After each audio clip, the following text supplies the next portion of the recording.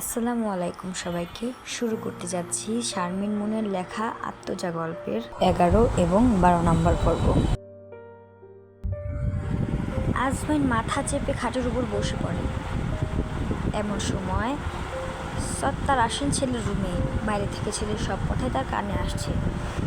আজমাইনের পাশে বসে কাঁধে হাত রেখে বলে, বাবা যা করবি ঠান্ডা মাথা রেখে করিস। এদিকে মেয়েটাকে আটকে রেখেছে কোথাও তাও জানা নেই। আল্লাহ না করুক কোনো সময় কোনো ক্ষতি করে বসে মেয়েটার। তুই আয়ানকে জানা তাড়াতাড়ি, সময় মিলে খোঁজার চেষ্টা কর। আজমাইন বাবার কথায় মাথা জায়গায় সত্তার চোখ দিয়ে শান্ত হওয়ার ইশারা করে, তারপর ওখান থেকে চলে যায়। আজমাইন বাবার যাওয়ার দিকে তাকিয়ে রইল। তার বাবা যে তাদের সামনে দুর্বলতা প্রকাশ করছে না সেটা খুব ভালো করে জানে। মেয়ের জন্য বুক করলেও সেটা মনের মধ্যেই চেপে রেখেছেন। যন্ত্রণা যদি বুকের মধ্যে চেপে রাখে সেটাতে আরও বেশি কষ্ট। কান্না করলে বা কারোর কাছে কষ্টের কথা ভাগাভাগি করলে মনটা একটু হালকা লাগে। আর যদি সেটা না করে নিজের মনের মধ্যে চেপে রেখে দেয় তাহলে তো মানুষ কুড়ে কুড়ে শেষ হয়ে যায়, আর তাদের কষ্টটাও কেউ দেখতে পায় না।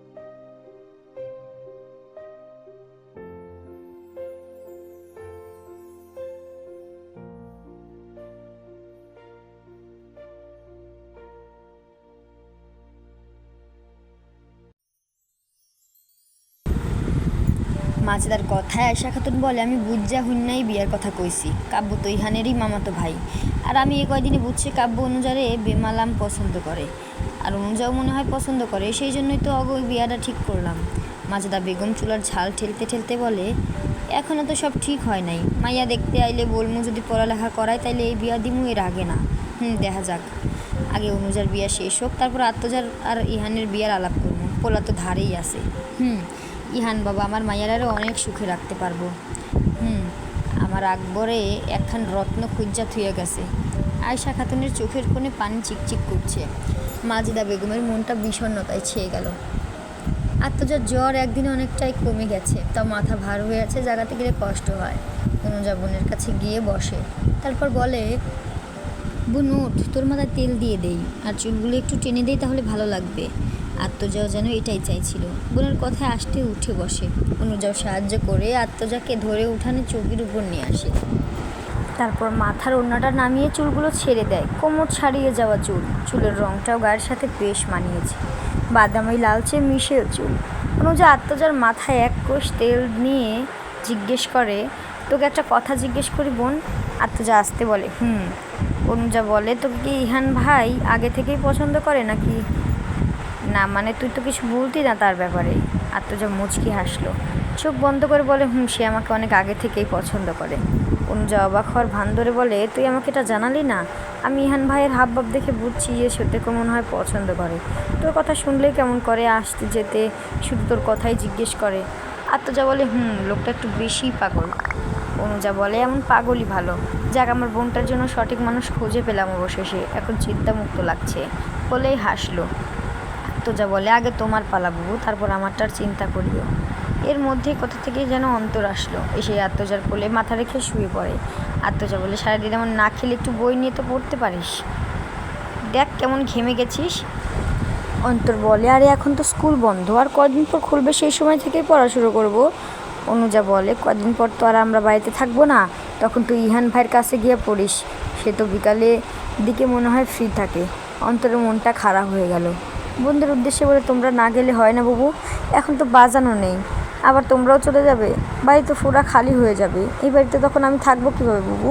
তোমরা যেও না আমার একা রেখা। অনুজা আত্মজার মন তিক্ততায় ভরে উঠল। মনটা সবসময় বিষণ্ণতায় ছিঁড়ে থাকে, মনে কেন জানি শান্তির দেখা নেই। আত্মজা কথা ঘোরানোর জন্য অন্তরের চুল টানতে টানতে বলে, ইহান ভাই সারাদিন স্কুলে থাকে, বিকালে কীভাবে পড়াবে, তার থেকে বরং সে সন্ধ্যায় বাড়িতে এসে তোকে পড়িয়ে যাবে।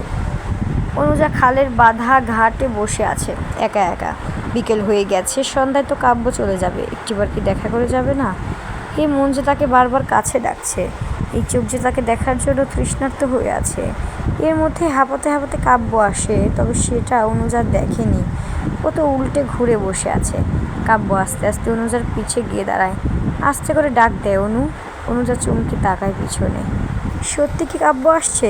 অনুজা কাব্যকে দেখে বসা থেকে উঠে দাঁড়ায়। কাব্য মুখে মিষ্টি হাসি সবসময় লেগেই থাকে। লোকটা এত সুন্দর কেন? কাব্য অনুজাকে বলে, আমি চলে যাচ্ছি, আবার আসবো তোমাকে দিতে। তারপর পকেট থেকে কিছু একটা বের করে অনুজার হাতে ধরিয়ে দিয়ে বলে, এটা তোমার জন্য। তারপর অনুমতি না নিয়ে কপালে একটা চুমু এঁকে দেয়। অনুজা আবেশে চোখ বন্ধ করে ফেলে।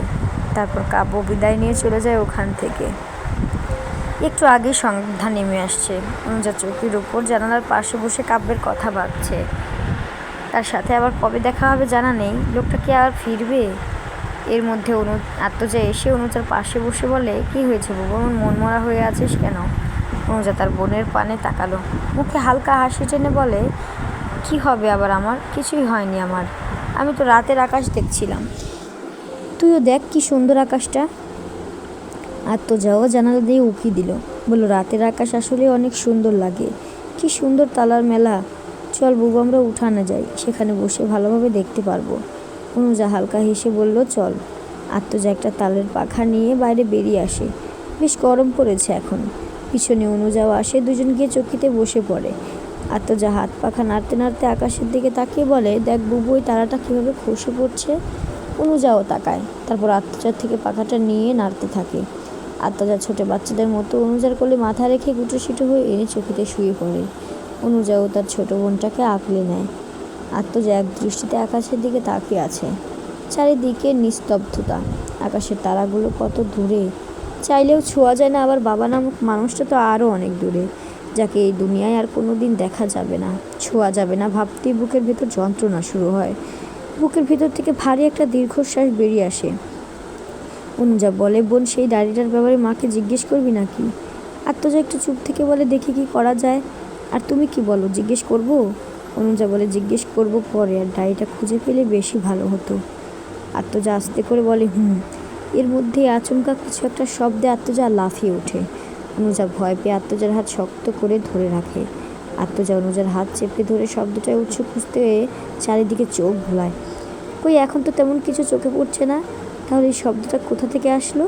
মনের ভিতর কেমন কেউ ডাকছে। কিছুক্ষণ তাকিয়ে থাকার পর দেখলো দুটো ছায়ার মতো বাড়ি থেকে বেরিয়ে যাওয়ার চেষ্টা করছে। আত্মজা শক্ত কণ্ঠে বলে, কে ওখানে? কে? কথা বলছেন না কেন? এমন চোরের মতো উকিঝুঁকি না মেলে সাহস থাকলে সামনে আসেন। তৎক্ষণাৎ ছায়া থেমে যায়। ধীর পায়ে আত্মজাদের কাছে আসতে থাকে। অনুজা আত্মজাকে ভয়ার্ত কণ্ঠে বিড়বিড় করে বলে, বোন তাড়াতাড়ি ঘরে চলো, আমাদের দিকে আসছে। আত্মজা একটু বিরক্ত বোধ করলো। নিজের বাড়ির ভিতরে আছে, এখন এত ভয় পাওয়ার কি আছে? সবসময় কেমন ভয় পাওয়া চলে? আত্মজা অনুজাকে বলে, আমরা জীবনের অনেক খারাপ সময় পার করেছি, এখনও করছি। এই খারাপ সময়গুলো আমাদের একা থাকতে শিখিয়েছে, সাহসী হতে শিখিয়েছে, শক্তিশালী হতে শিখিয়েছে, পরিস্থিতি মানিয়ে নিতে শিখেছে। তাহলে তুমি সব পারলেও কেন সাহসী হতে পারছো না? কেন সবার সামনে শক্তিশালী হতে পারছো না? যার তার সামনে দুর্বল হয়ে পড়ো না বুবু, তাহলে যে তারাই তোমার ক্ষতি করে দেবে। অনুজা নিজেকে শান্ত করার প্রয়াস করলো। এরই মধ্যে দুটো লোক তাদের সামনে এসে দাঁড়ায়। আবছা আলোতে দুটো পুরুষালী অবয়ব দেখলো। আমার সাহস দেখবার চাস? দেখামো সময় মতো। অনুজা চমকালো।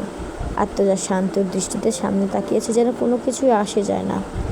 ও যেন আন্দাজ করতে পারছিল নিকৃষ্ট লোকটাই আসতে পারে। নিজাম তালুকদার চৌকির উপরে পা তুলে বসে পড়ে। অনুজা লাফিয়ে নেমে যায়, সাথে আত্মজাকে টেনে নামায়।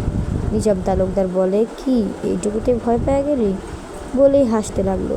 আত্মজা ক্রোধে সামনে এগিয়ে আঙুল উঁচিয়ে বলে, তোর মতো অমানুষকে আমি ভয় পাই না। নিজাম তালুকদার কপালে ভাঁজ ফুলে রেগে বলে, তোর থেকে আমি বয়সে বড়, সম্মান দিয়ে কথা বল। আত্মজা ব্যঙ্গাত্মক সুরে বলো, হাহ, তোকে করব সম্মান?